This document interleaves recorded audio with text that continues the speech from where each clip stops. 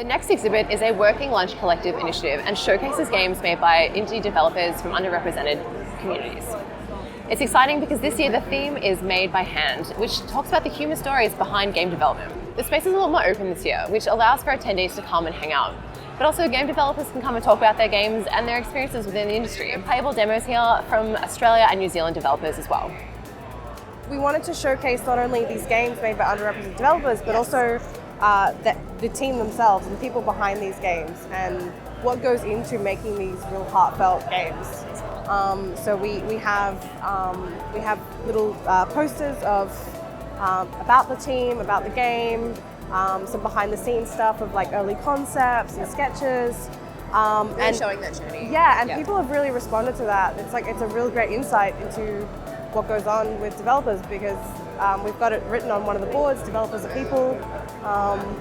And yeah, people really love that they're seeing a little insight into the life of a game developer. There are 4 games on display. Can you tell me a little bit about them? Yeah, so we've got Dollhouse, which is sort of an interactive dollhouse in a video game. There's no like win state or fail state. You're just free to kind of explore what is essentially a dollhouse with like beds, tables, chairs, little dolls, able to move around, and it really draws on that, I guess, childlike... Like nostalgia? Nostalgia, yes. Yeah. And I've seen my personal favorite, the dog dating simulation game, Best Friend Forever. If you haven't seen it, check it out online at the moment. But can you tell us a little bit about how that's... So that is a dating simulator cross dog care simulator. Yes. You do not date the dogs.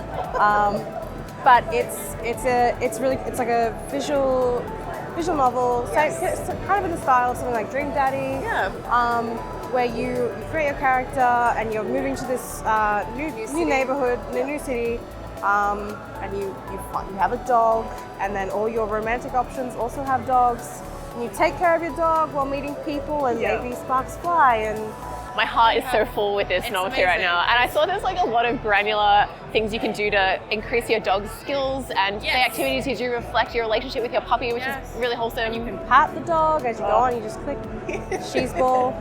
Now there's also, next to this game, is the Continental Drift. That's a totally different shift in genres. Can you talk to me about that? It's amazing. When I played it, I had shivers. It's like this, it's an in-browser game looking at themes of loneliness and where you belong.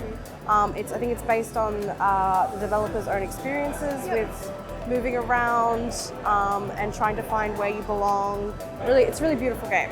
Yeah. And the 4th title here on display is Unpacking, which is another really exciting indie title. And I love it because I guess it's a relaxing take at your own leisure. I guess another really aesthetically beautiful title. Yeah. Unpacking is also like another great one. It's super zen. And the developer, I was actually here earlier today talking about how it came out of her and her partner, like when they moved in together, they turned their unpacking into a game, like themselves, because they'd finish a box and it was like, it's such an achievement. They gamified it. Yes. And so they turned that into a game, and it's really cute. It's so relaxing. The music is quite calming. But also just like the pixel aesthetic of it is super cute. Isn't it? It's irresistible. And it's adorable, like organizing things. It's great. While Next exhibit only happens once a year at PAX Australia, other events from the Working Lunch run throughout the year. Taking part in multiple states across Australia and New Zealand, the program's designed to help underrepresented people build a long-term sustainable career in the games industry. They do things like workshops, seminars, one-on-one and group mentoring sessions with influential and experienced people in the industry. To hear more about their experience with the Working Lunch, we spoke with Shane Strawbridge from the Adelaide cohort. I heard about a workshop on Twitter called The Working Lunch. Talk to me about that. We were like, this sounds interesting. How can I get involved? So essentially The Working Lunch is a group for, it's for minority groups kind of thing. So underrepresented devs, that's right. Yeah. So it's mainly for women and non-binary folk. And so, if you tick those kinds of boxes, you can apply. And so I was looking at it and I was like, as a non-binary dev, I was like, I'm interested in this. So I put my name forward, did all the little paperwork, and a couple months later, I found myself joining the Working Lunch Adelaide cohort. It was a rather small group. It was about 10 to 12 people, and we would gather, I think, about monthly in a meeting room in Games Plus, which is our kind of central game development hub in Adelaide. Yeah, exactly. So we would gather there, and we would go through the Working Lunch program, which we would cover stuff like, how to find a job within the work industry, safely engaging with your workers. If you were LGBT, how to, engage with your workplace and how to stay safe. We also covered, more broad topics like marketing your game and like how having to invoice people for money and stuff like that.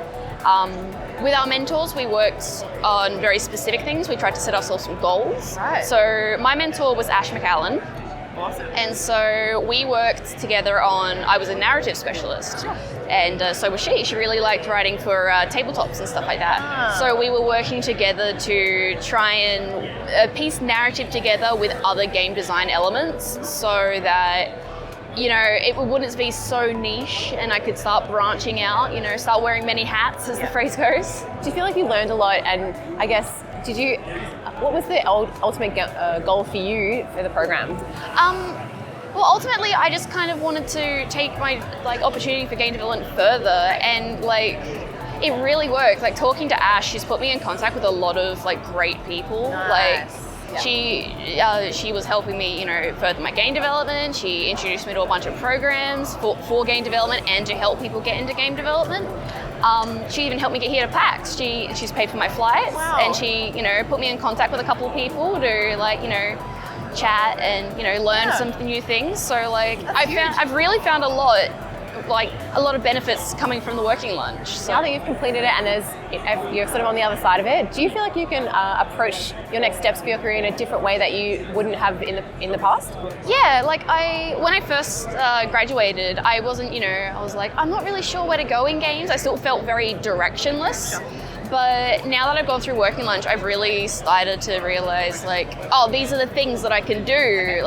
I feel a lot more confident in myself as well. I feel like I could actually go out there and start making content and joining companies and working with other people. So yeah, I feel a lot more confident. I feel like my abilities have improved. I got more connections now. I feel like I made a lot more friends, both high up in the industry and lower down. So it's just really interesting.